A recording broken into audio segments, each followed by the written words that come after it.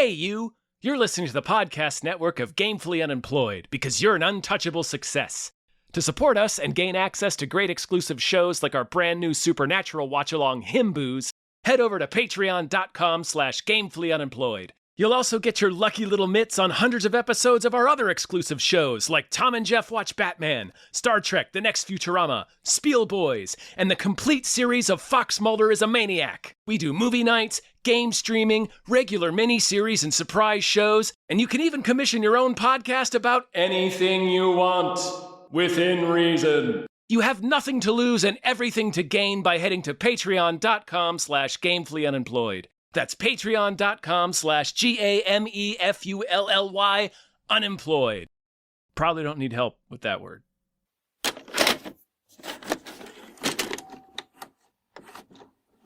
Not as good as me, Dead weight. Yeah, he's dead weight. Yeah.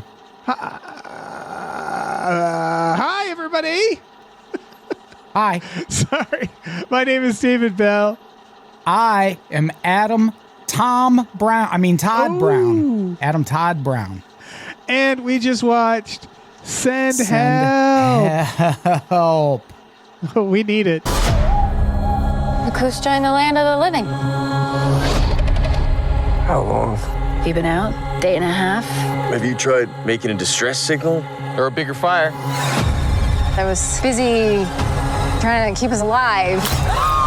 But getting us out of here, that should be your focus, not being Susie Homemaker over here. What did you just say to me? Let's not forget, I'm your boss. You work for me. Okay, first of all, Adam, Yes. thank you so much for being here. Tom is on the East Coast, and I don't know if you know this, but they're all dead. All snow. Yeah. Everyone on the East Coast died. It's very sad. It's very sad. He literally couldn't see this movie because the theater canceled the ticket. The theater was like, no, you're not going to see a movie today. So thank you so much for filling in. I really appreciate it. Of course. Thank you for asking. I was excited to see this movie anyway. Oh yeah. That was the thing. I was going to see this either way because I'm like, well, shit, it's Sam Raimi doing a horror movie. It's his first one in a while. Before we get started, do you want to just plug some stuff, tell people where they can find you and all that? Well, hey, I run a podcast network called You Don't Even Like Podcasts, and we have a whole host of shows. You can find them wherever podcasts are. Search for You Don't Even Like These Shows, and you'll find a bunch of the pods we do all in one feed. Or search Conspiracy the Show. You can get that wherever podcasts are at. The world's only objective conspiracy theory podcast, hosted by myself and Connor McSpadden. And You Don't Even Like Sports with me and Jeff May. They're all out there. Go look for them. And we have a new website, youdon'tevenlike.com. It's still kind of under construction, but it exists. Go check it out. Yeah, please check that out. Did you say police? No, I don't want the police to check it out at all. I am doing the math real quick. Oh my God. Okay. This is Sam Raimi's first horror film in 17 years. Since Drag Me to Hell? Yeah. He did Drag Me to Hell. Then he did Oz the Great and Powerful. Then he did some TV. He directed Ash vs. Evil Dead, one thing. He did some shorts. And he did Doctor Strange a few years ago, where he, I assume, met Rachel McAdams and was like, we should do something together. And then he did this. This is Sam Raimi doing a thriller horror about people trapped on an... It's Triangle of Sadness, if you've seen that. But Sam Raimi. I have not seen that, but Sam Raimi knows his way around a horror movie. I love Drag Me to Hell. Me too. I liked this a whole lot. Me too. I really liked this movie. I have some weird things I noted about the movie, but generally speaking, my feeling was like, oh man, Raimi is back. This is full Raimi. It's disgusting. It's weird and gross. It's undignified at times for the characters. Yeah. It's the movie for you if you want to see Rachel McAdams kill a wild boar with her bare hands. Yes, and have the blood just fly on her face, fucking Evil Dead style. You ever eaten wild boar? No. There is a pizza place very close to my house that one of their specialties is wild boar pepperoni pizza. That's wild because the term wild in that is like, that means there's like sending people out to go get the boar. Well, right? Not just that, but if you've ever read up on those little monsters, I have. They kind of just eat garbage, you know? Oh, and the wild boar pepperoni, it tasted like pepperoni made from a pig that survives mostly on garbage. It was one of the worst things I've ever eaten in my life. And I only ate it because it's like, let's show these pigs who's boss, you know? Yeah, you got to. They've never eaten me. That's wild because, like, garbage meat does not sound appealing. I love that this movie really accurately depicts the energy of a wild boar. Like, the boar in this is just like, I'm going to fucking kill you. Yeah. He even does the Raimi POV of it, like, going through the woods to get her and shit like that. It's a great scene. There's a lot of really great scenes in this. The plane crash scene is amazing. Yes. There's a fight scene near the end that fucking rips. There's Sam Raimi. He like, it's one of those things where you could see the script and go like, this is a pretty good thriller script.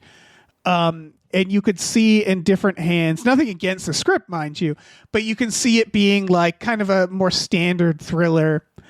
Where you'd watch and go like, Triangle of Sadness. You should watch. It's about a yacht filled with rich people that basically crashes, and then the power dynamic between the rich people and the help completely change. I like that. Yeah.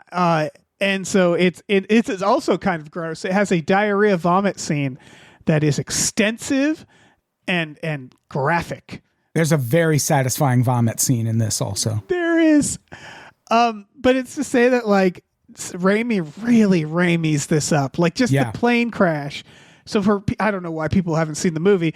It's, a boss and his employee, which they do the thing where they ugly her up at the beginning and make her just this, like, weird loser. And to their credit, they do a good job. They do a great job. Yeah. They frump her. They frump her up aggressively. And the idea is she does all the work, and the boss's son is taking over, and it's like a boys' club, and no one's paying attention to her, and they're like needlessly cruel to her. What's the name of the actor who plays the boss's son, the other lead? Dylan O'Brien. I looked him up because they're both fucking great in this. He's amazing in this. He is the lead, or one of the leads, in a movie called Anniversary. Have you seen Anniversary? No, he's a maze runner, though. I want to launch an internet challenge around the movie Anniversary, where if you watch the trailer for the film Anniversary and you can tell me what it's about from the trailer, I will give you $50. Ooh, I like that. The trailer, now I'm just going to spoil it. The trailer makes it look like a horror movie about a crazy mom. Right. It is about a family torn apart under the weight of a fascist regime in a dystopian future version of America. And it is great. And it got buried by the studio because they didn't want to release it after Trump got elected. Right. It's on Netflix. People should watch it. All right, I'll watch that. This guy, I mean, again, I guess I saw him in as a maze runner. I didn't think of anything about it. But in this, he's both him and Rachel McAdams are full on Bruce Campbell performances. Like, they know they're in a Sam Raimi film and they know it's going to be undignified. And that's this. But like the plane crash, for example, is one of those moments where you're like, I've seen a million plane crashes, in real life and in movies. I've seen, I witnessed a lot, but you could do it a way that's like, still like cool and thrilling, but he does it in a way that's like weirdly cruel, very Sam Raimi. Yeah. Funny. Where it's like the thing that the plane rips open and then the fucking weasels basically, they're all laughing. They do a good setup where Rachel McAdams wants to be on Survivor and they find her audition tape. They do this, the idea is she knows how to survive, but it, doesn't really get along at work, but is really smart. And they're all They laughing set at all our that up audition tape. really well. All of that, they set it up really efficiently. And I like that. Because they use the Survivor tape to bully her, right? Yeah. Right. Yeah. They show like books on her thing, and they show her watching Survivor to show that she's just the scene with her and her bird is like darkly lonely in a way where you're like, Jesus Christ. Well, because she calls the bird Sweetie at first, and you see her earlier in the movie listening to music on a headset that's clearly also a phone receiver. So I thought she was talking to someone. Right. And then it's like, oh shit, she's just talking to that bird, huh? That's sad. That's very sad. They have this moment where she like shares a cracker with the bird, and she's like eating it out of one side, the bird is on the other, but I don't know how they did this. I guess it's good training. The bird is like reluctant to do it. Like you can tell that the bird is uncomfortable around her. Yeah, the bird's like, we're both going to eat this at the same time. I don't know about that. And of course, it's a good metaphor. Is she has her little pet that she calls Sweetie that she keeps in a cage, and Yeah. Rachel McAdams is great in this. She really takes a turn. Yes. At one point. It's so hard. I firmly still believe like the Oscars needs to look to horror more. I'm not necessarily saying this is like, I see, that's the thing. I'm like, this felt Oscar worthy to me because I'm just like, she is killing it. Well, her performance reminded me a little bit of Kathy Bates in Misery. Yes, it's very Misery. Didn't Kathy Bates win an Oscar for Misery? I think so. I think they're not even going to look at this film. No, probably not. It's like, I don't know. I think we're slowly getting better. I mean, who gives a shit about the Oscars ultimately? But like, they're doing Sinners this year. Like they're slowly getting better at it. But something like this, because this also is just disgusting and campy. But it's like she's so fucking good in it. They're both great in it. Yeah, the two leads are amazing in this. Yeah, and they kind of have to be because most of the film is them kind of. Dealing with each other. So he's like an unforgivable asshole too. Yes.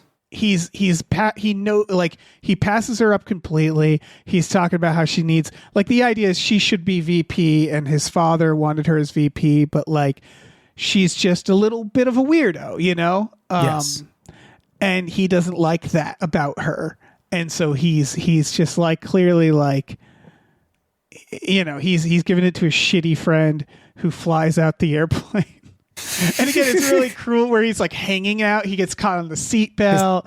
Tie gets stuck on the side of the plane when he gets blown out, and he just his head starts banging against the window next to Rachel McAdams, and she just pulls the blind down. Yes. And like the flight attendant, like with her face ripped off, does the jump scare. It's so Raimi.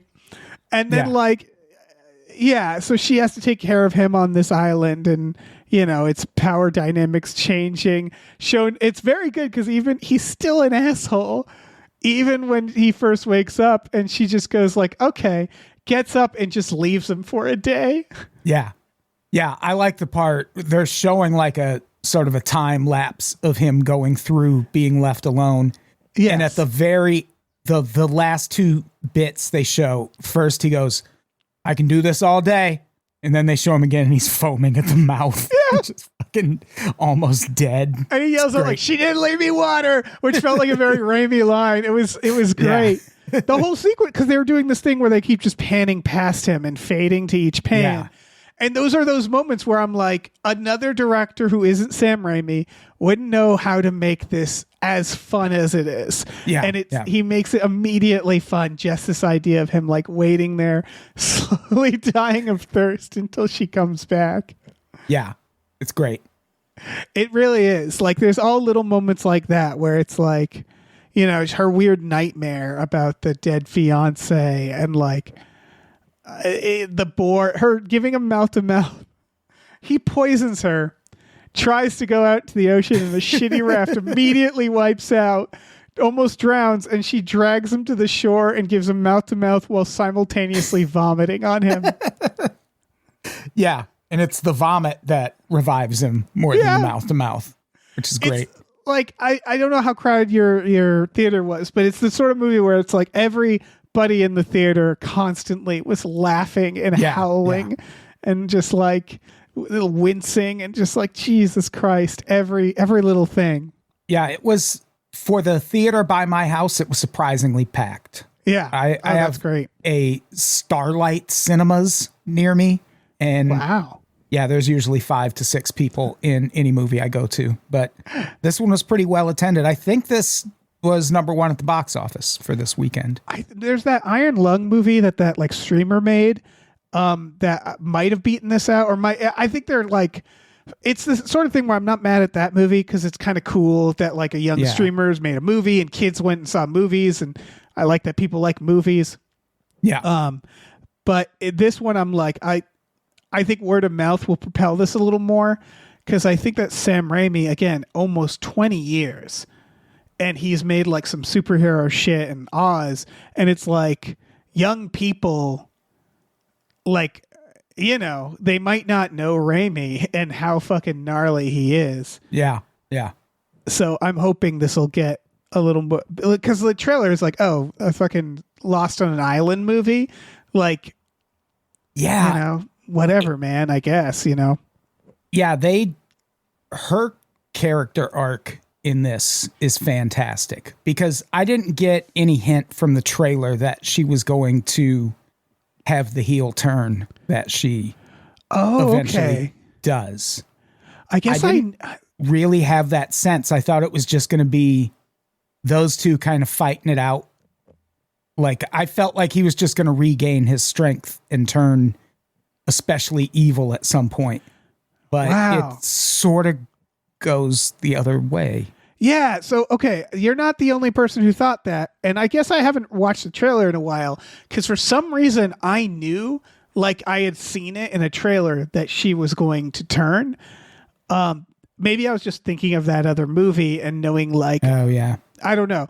But yeah, she basically this is the part of the movie that I'm like, I'm curious what you think about, because the character's name is Bradley Preston is awful.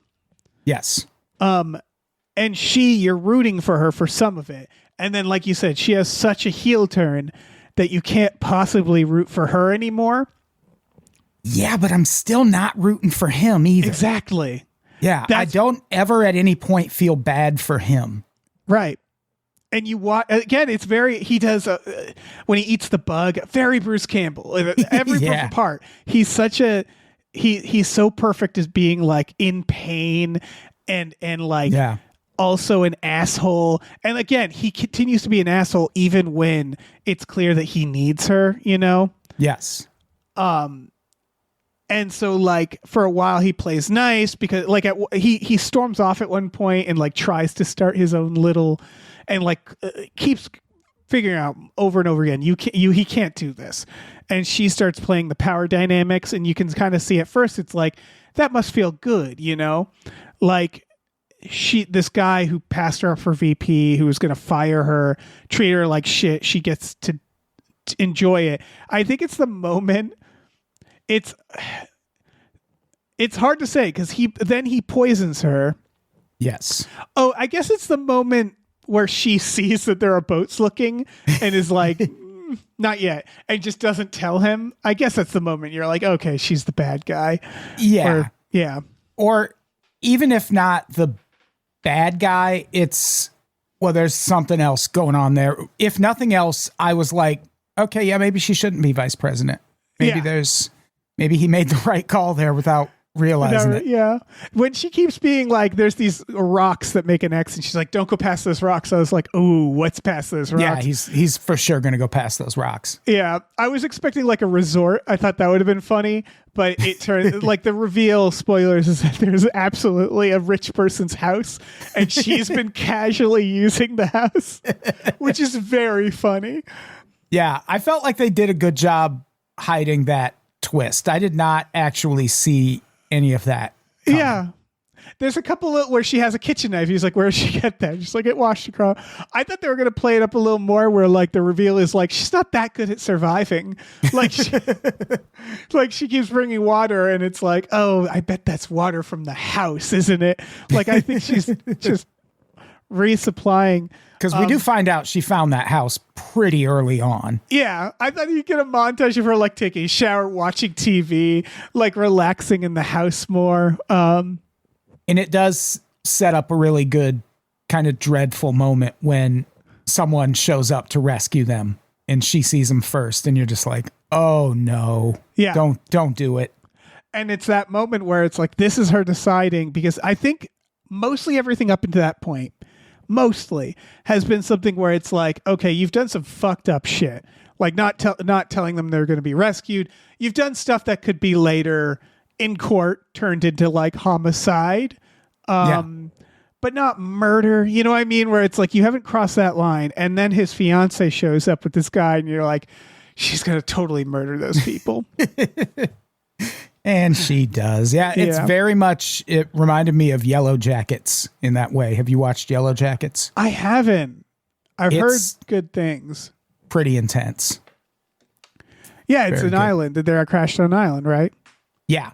And yeah, that show takes a lot of turns. Right. In this case, she like is hoping they'd fall. She brings him on a cliff that she knows is unstable, and she's hoping it'll do the work for her. And then when they don't, she has this moment, and again, very Raimi, of like these zoom ins of her having this moment of like, she almost retreats into herself. She's horrified at what she knows she has to do, where it's like she can't let him be rescued, because at that point she's done the paralyzing thing. Like she knows that at that point, if they're rescued, she's probably going to go to jail, but like they both would though. They both would, I guess. But she knows that he'll destroy her. Like he's rich. Because he does the thing where he poisons her, escapes. I forget what it leads him to that. I think it's just her overall vibe. Yeah, she's being really scary. Well, he's still an asshole. There's also that moment where they get drunk. Right. Which now, I didn't think of it in the moment, but she's like, I made some prison wine, and he tastes it and he's like, that's delicious. So I'm assuming that was just wine from the house. I think that was just the champagne from the house that you see. Yeah. Because there's no way prison wine made on a fucking deserted island is going to be delicious. But when they're getting drunk, there's that moment where she goes, we should just never leave. Yeah. We should just stay here forever. And I think that's the moment where he was like, oh, okay. Right. Because he has to keep, he sort of has to keep agreeing. He's like, at that point, he's learned, I have to entertain her. I have to. Yeah. I also realize a lot of the fruit she's eating, if you notice, is really nice. And I'm like, oh, she got that from the fucking house. Like a lot of the food starts getting nicer. And it looks like shit that wouldn't necessarily grow in that area. Like, it looked like she was eating a peach at one point.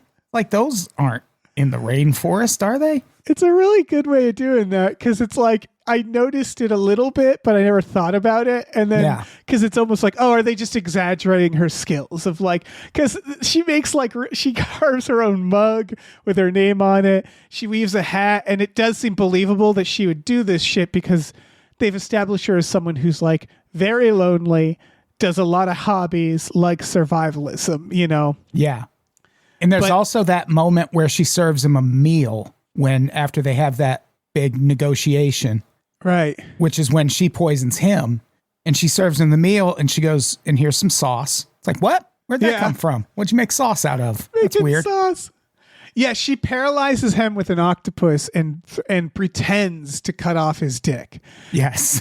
And that's when I think that's when it's like, okay, that was when I hate this guy, but I was like, listen, man, kill her. Yeah. Like, you need to kill her now. Yes. And he knows. And it's a very good escalation of like, he like, because she breaks him basically, like emotionally, he becomes like a little bit of a slave, but you can tell he's kind of like still considering it. He's kind of looking at the knife, you know? Yeah. But he also knows, like, if I kill her, I'm going to die here, or at least that's what he thinks. And then he finds his fiance's hand. And that it all kind of, escalates from there. Right. There's still the plausible deniability where it's like, no, she fell. I didn't want to tell you. I forget what finally gets to like, we're going to kill each other now. I think isn't it just that? I thought I guess so. There's like a moment where she's sort of like negotiating with him, but I guess they do a good job with her because she actually does seem to feel bad about killing her. It's interesting because I guess this is the moment where they start fighting.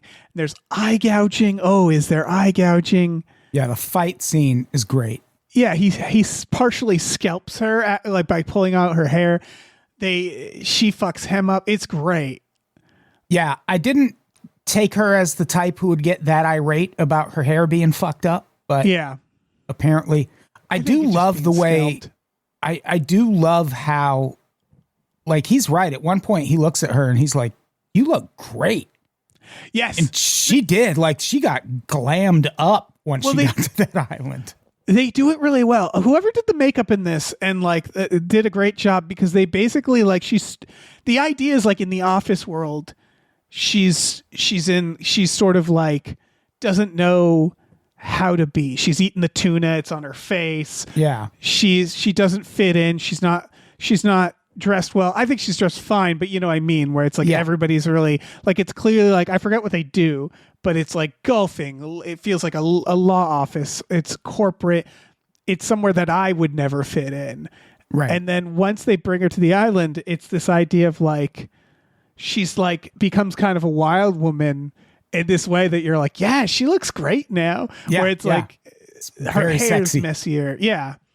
It's that idea of like she's not trying to be this other thing, and therefore and yeah, she's on the beach a lot. She's getting sun, I guess. Like she's thriving. Yeah, she's wearing her shirt open. She really got the pig blood out of that shirt. Yeah, very well. He's getting well. There's probably a washer and dryer. Well, yeah, that's right. She probably just washed it. He looks worse and worse. And they did a good job at like naturally that like how that would, obviously it's a metaphor. It's like she's thriving. He's getting weaker in this new dynamic, but like they do a good job at making it feel really natural, I guess. Yeah. And yeah, I like that kind of power dynamic angle because it turns her into the one with all the resources. And you're rooting for her thinking, God, she really is out here surviving like an actual survivalist. And then you find out, oh no, she's just been going to a rich dude's house and getting all this. So now she's the one with all of the resources, hoarding it or lording it over the boss. And not earning it. Right. You should definitely see Triangle of Sadness, which is, again, very similar themes because it's sort of the idea of like, yeah, being rich makes you go crazy, like that idea of like she even gets help and still doesn't like still has that attitude of like superiority where it's like, no, you're not even that much. You found a fucking house. Yeah. Yeah. It's that's the thing is like, I guess that's that when I said at the beginning that I had like a note, it's not really a note. It was just like, I don't think the movie knew necessarily how to end it because the ending's fine, but it's sort of this thing at the end where you're like watching it. I'm like, yeah, this is a pickle, isn't it? Because it's like, she's murdered. She's sort of beyond help, and he was an asshole and he was a bad person, objectively, a very bad person.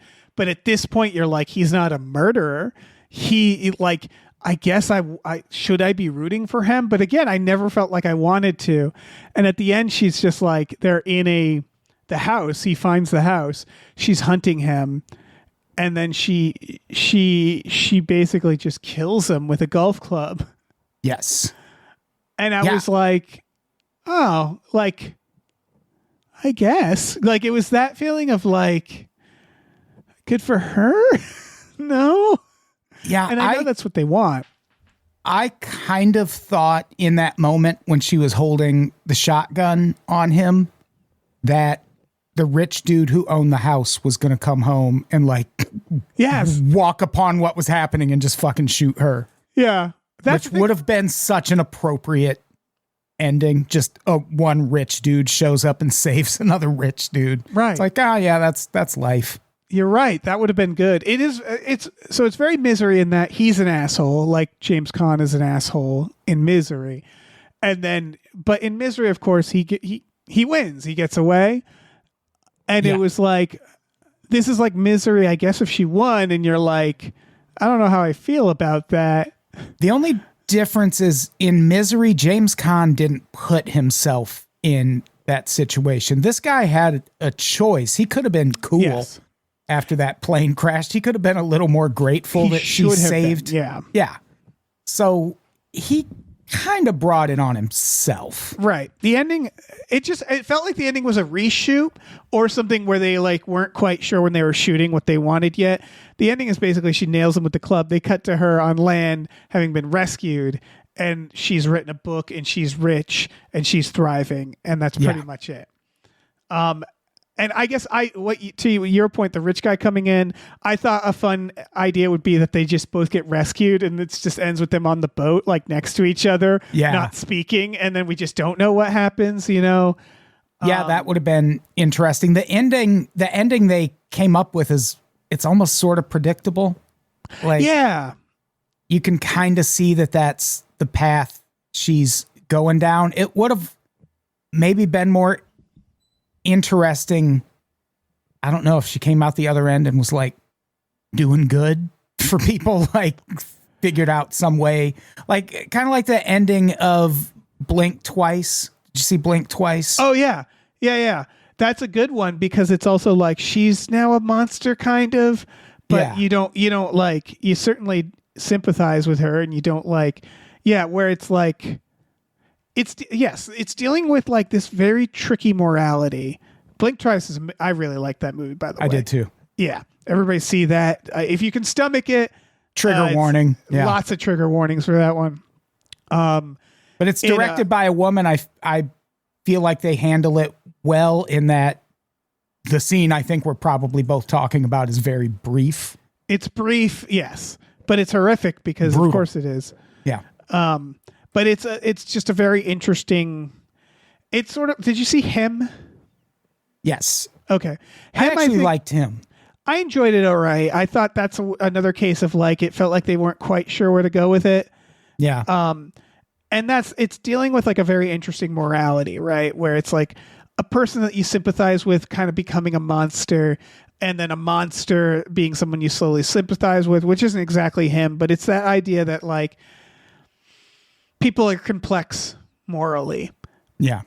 And so like that's what this was building up to, where by the end, in terms of the morals of it all, I legitimately was like, this is a real toughie. Not legally, not in the sense I'm like, again, she did murder.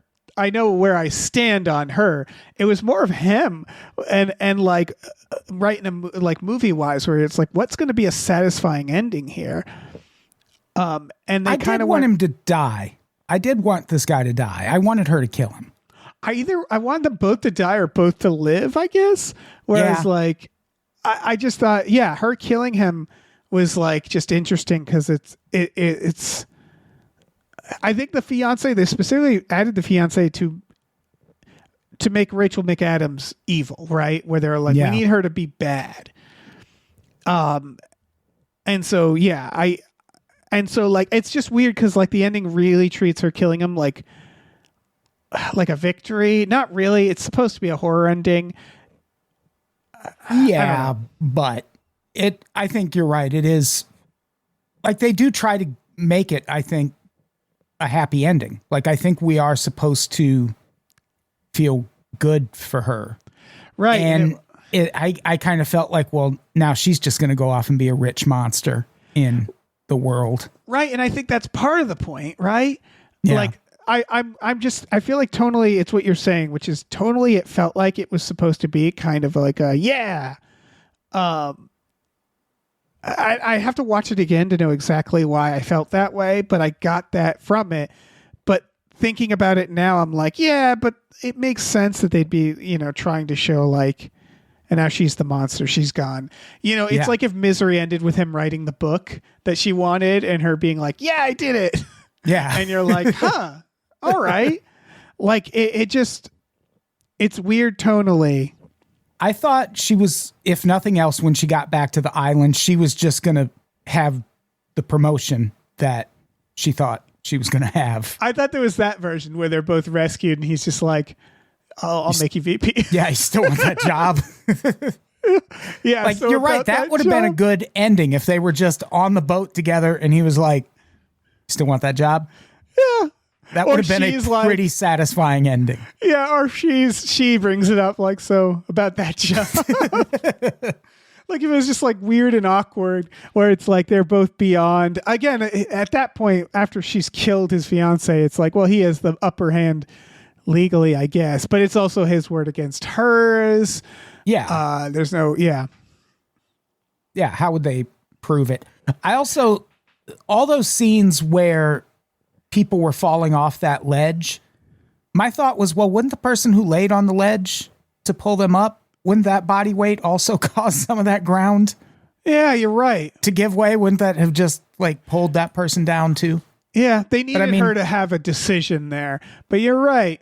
I love that guy who came along because that guy that poor super guy didn't deserve anything. No, he was just being nice. He was like, we got food on the boat. That's the moment when she still was gathering up all the mangoes. He should have been like, I'll wait here. I'm good. I don't know what this is. I don't know what you are. I don't know. You haven't been on this. Like, you haven't been here long enough to be like, like assimilated to this. Like, I think you might be a maniac somehow. They do a great job where it's like a sitcom where she shows up and she does like the nervous laughing and like, oh yeah, I'll take you. Yeah, it's like, oh, you're gonna kill us, aren't you? You're gonna kill them both. Oh no. Oh man, it's really fun. It's like it is super fun. I didn't completely understand her motivation all the time. Like, I didn't quite understand why she wanted to stay on that island.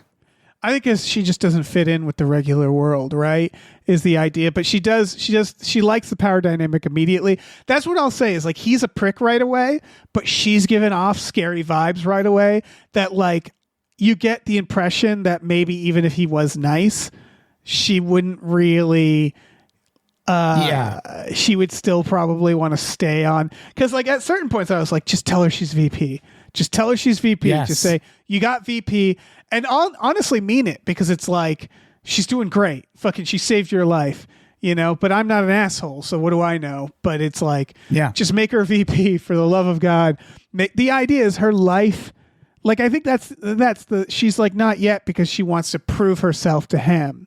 Because he says to her, like, on this trip, maybe you can change my mind. So they have to make him enough of a prick that she feels like the moment they get off the island, he's going to cut her loose no matter what. And he does seem like that throughout. And it's like, just don't be a prick, man.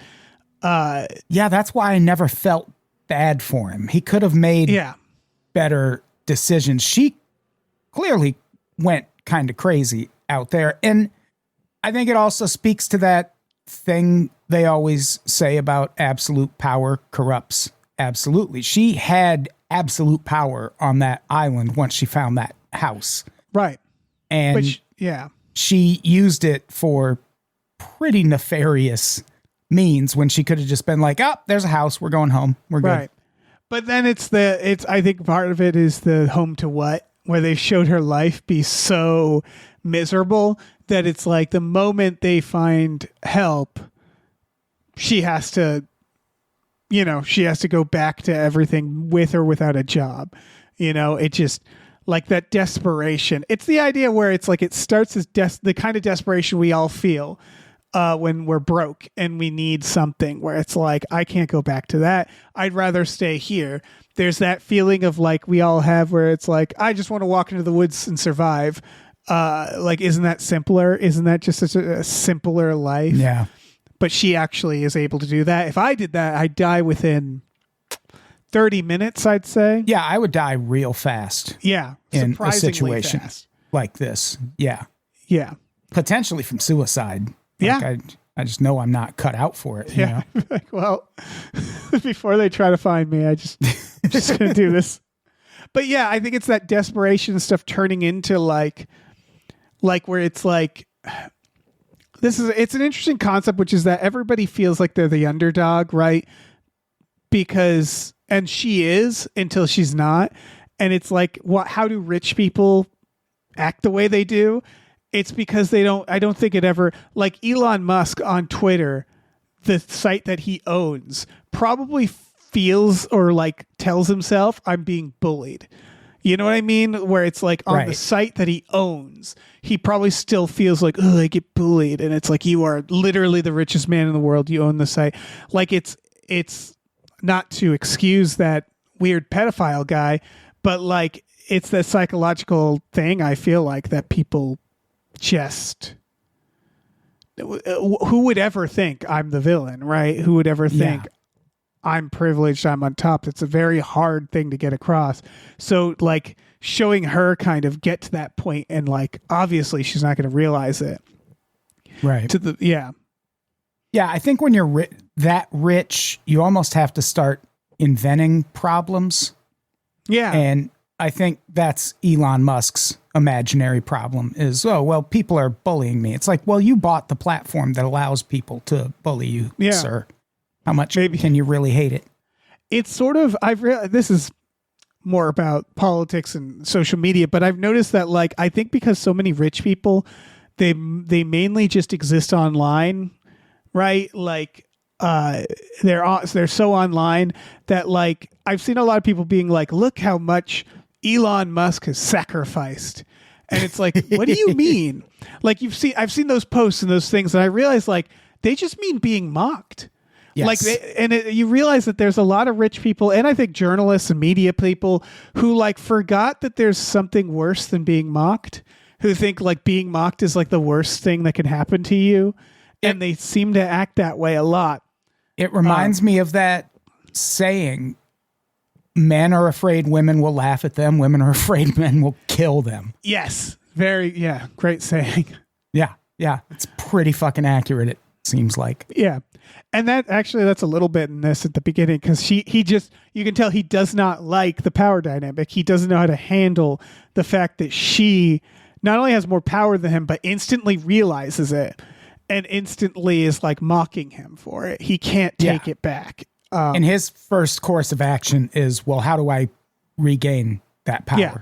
The escalation is very good for that reason, where it's like, she's just kind of a jerk to him in a way that you're like, she's earned this, because he was nothing but a jerk to her. Right. And then it spirals him. And then again, she kind of crosses a line at a certain point. Probably when she tries to I'm like, he tried to poison her. So I'm like, I wouldn't mock castrate someone, I guess, but I wouldn't be nice to them after that. It's tough. Yeah. I feel like once he learned some survival skills of his own, he should have just went off and tried to hone those. He really should have. Maybe they needed some time apart. Yeah, a little bit. I just really like the This is a movie where it's like, I think it's almost 2 hours. Yeah, it's an hour 53.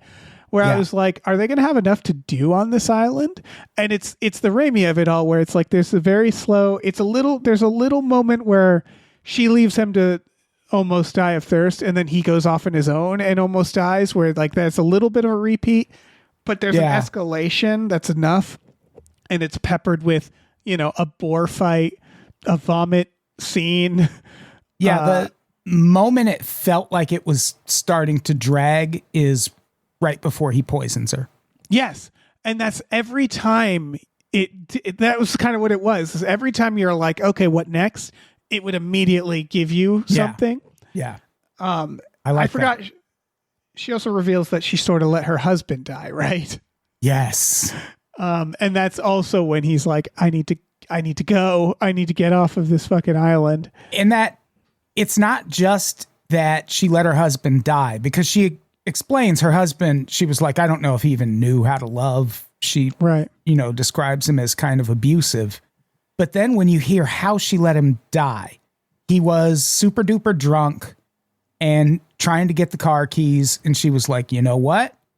I just let him have the car keys, let him have his last drink. And I was sure the next thing she was going to say was, and then he killed a family of 4 in a drunk driving accident.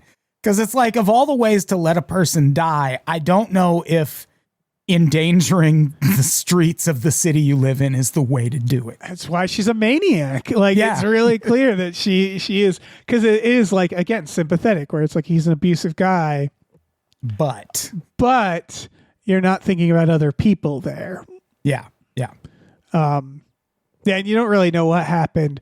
Or, I mean, it sounds like she let him drive off. Maybe she just slashed his throat. She doesn't go into details. We don't know. Let him have his last drink, and then I shot him. Yeah. Yeah, that's what it is that like every time it started to be like, okay, like they even do moments where it's like almost a romance. Yes. I was sure they were going to have sex at least once. Yeah, there's like you could almost make a romantic comedy version of this movie. Yeah. Where it's like shitty boss and her crash, she gets hot, he needs her, yada, yada, yada. And they have the moment where like in the cave, they huddle, they have moments of levity where it's like... Yeah. This could have been a sort of feel-good movie. Yeah, almost. And I'm glad it's not. Yeah, I wouldn't want that. No. Then it's just like Castaway or something like that. Yeah. Oh, man. Feel-good Castaway. Good time in Castaway. I mean, I'd watch one that's like a Lifetime, like you think it's going to be. Like, I want this movie on Lifetime, and I want them to like trick everybody and make like the first 30 minutes really seem like it's going to be that. Just to fuck with everybody. Because it's Rachel McAdams. I think that's a great choice because she's done romantic comedies, right? She must have. She's Rachel McAdams. She was in the fucking Notebook. Yeah, okay. Yeah. As an actor, I like Rachel McAdams a lot. I mean, I like her as an actor. That way I said that made it sound like myself as an actor. I appreciate what she does. I am not an actor, but I like Rachel McAdams a lot. I know she's very selective in the roles she takes. She doesn't make a ton of movies. She's in Mean Girls, which is one of my favorite movies ever. Yeah. She's great in this. She is fantastic. She's one of those people where like she's gotten a lot of meaty roles, but like rarely does she get her eye gouged out. And for us, the audience, to go like, yeah, gouge your eye out. She's a maniac. So it's like, this must have been so fucking fun. I just love Sam Raimi.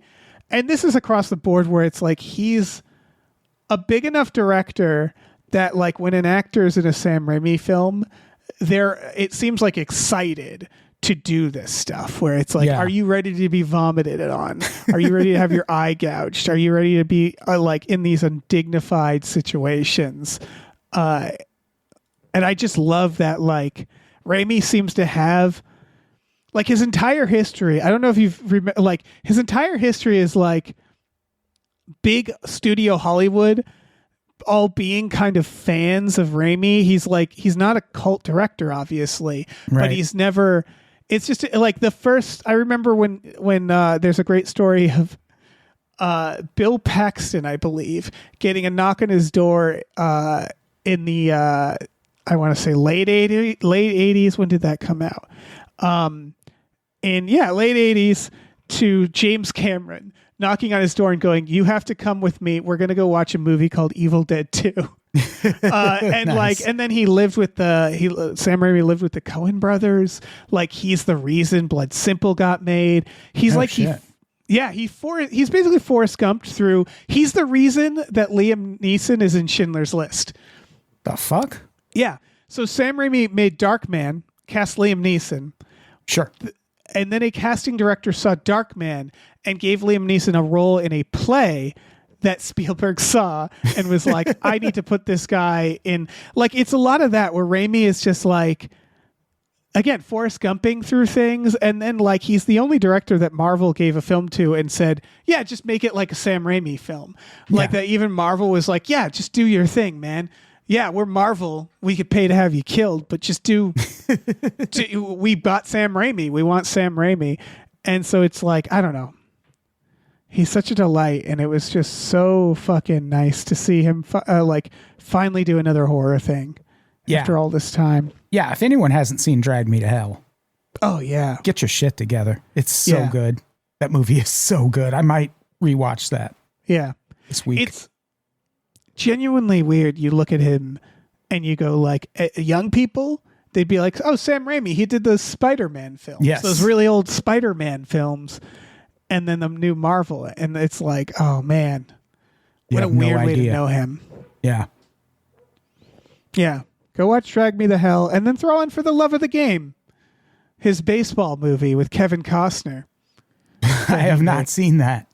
Yeah. Raimi spent like in the 90s. He did The Quick and the Dead. He did A Simple Plan. And he did For the Love of the Game, where he was like, I'm going to do like that. I think that's how he got Spider-Man, right? Is like, he knew as a director of like, I'm going to do other things that aren't horror for a little while and just taste it all. But like, God damn, I needed this. I really needed this. Yeah, I was telling you before we recorded, this is the first movie I've gone to in a long time because I've had health stuff. And what a way to get back to the movies. I loved this movie. I had very few complaints.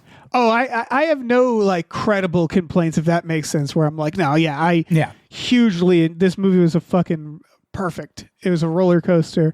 It was exactly what I needed. And like, Sam Raimi is one of those people who like, I'm biased only because it's like, he was like Evil Dead. I remember seeing as a kid and thinking like, wow, movies can be like this. I want to make movies, it's Sam fucking Raimi. So yeah, very satisfying. Fucking Raimi. All right, I got no other thoughts. Yeah, I was into it. People should go see it. Yeah, Adam, thank you so much. Hey, thanks for having me. I appreciate it. Would you like to tell people about your stuff one more time? Yeah, patreon.com/unpops. YouDon'tPod.supercast.com. You can go there and get all our pods ad-free, get bonus episodes. And that's it. That's all. Okay. That's all. And YouDon'tEvenLike.com. It's our new website.